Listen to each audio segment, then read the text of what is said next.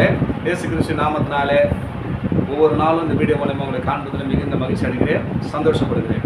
இந்த நாளில் ஒரு வேத வசனத்தை காண்பிக்கிறேன். பிரசங்கி 2ஆம் அதிகாரம் 26ஆம் வசனம் சொல்லப்படுகிறது. தேவன் தமக்கு பார்வைக்கு நல்லவனாய் இருக்கிறவனுக்கு ஞானத்தையும் அறிவையும் இன்பத்தையும் அளிக்கிறார்.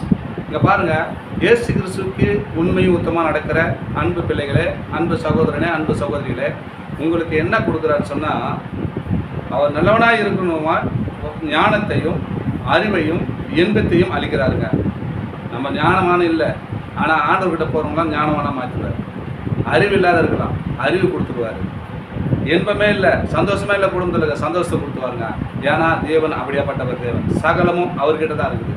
நம்ம என்ன பண்ணோம், தேவன் நமக்கு பார்வைக்கு நல்லவனாக இருக்கணும்.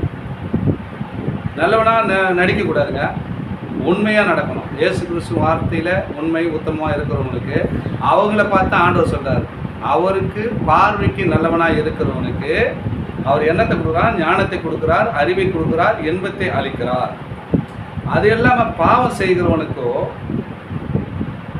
நல்லவனாய் இருக்கிறவன் வசமாய் வைத்துவிட்டு போகும் பொருட்டு சேர்த்து குவிக்கும் தொல்லையே அவர் நியமித்திருக்கிறார். இங்கே பாருங்கள், பாவம் செய்கிறவன் இயேசு கிறிஸ்து பின்பற்றிட்டு அது வழியில் போயிட்டு பாவம் செய்கிறவனுக்கு அவர் என்ன செய்கிறான்னு சொன்னால், குவிலாக சேர்த்து வைக்கிற அவங்க பிள்ளைகளுக்கு தொல்லையான காரியத்தை அவங்க வச்சுட்டு போகிறாங்க. பாருங்கள், நம்ம எப்படி இருக்கணும்னு சொல்லிட்டு நினச்சி அன்பு சகோதர சகோதரிகளே நினைத்து கொள்ளுங்கள். பாவம் செய்கிறவர்களுக்கு, யாரெல்லாம் பாவம் செய்கிறீங்க, ஆலயத்துக்கு போகிறோம், ஆலயத்து வசனத்தை கேட்குறோம், வார்த்தை கேட்குறோம், ஆனால் அது வழியில் நடக்கிறது கிடையாது. நம்ம செய்கிற காரியத்தை நம்ம செய்யும்போது அந்த பாவம் செய்கிறவனுக்கு அவன் சேர்த்து வைக்கும் குவியில் என்னன்னா, தன் பிள்ளைகளுக்கு அந்த பாவத்தை சேமித்து வச்சுட்டு போகிறான். அதுவும் தொல்லைன்றார் ஆண்டவர். நான் யாருக்கெல்லாம் நான் ஆசீர்வாதத்தை கொடுக்க போகிறேன், அறிவு கொடுக்குறேன்னு சொன்னால், அவருக்கு பிரியமாக இருக்கிற பிள்ளைகள்.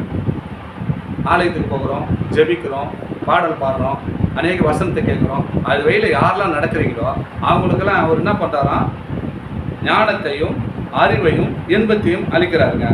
பாவம் செய்கிறவனுக்கோ நல்லவனாக இருக்கிறவன் வசமாய் வைத்து விட்டு போகும் பொருட்டு நல்லவனமே நடிக்கிறாங்க, பாவம் செய்கிறாங்க, ஆனால் இயேசு ஏற்றுக்கொண்டிருக்கிறாங்க. அப்படியேப்பட்டவங்களுக்கு அவன் வைத்து விட்டு போகும் பொருட்டு சேர்த்து வைக்கும் குவியல் தொல்லையே நியமித்திருக்கிறான். தொல்லை தான், எப்பவுமே தொல்லை தான், அது மாறவே மாறாதுன்றாங்க.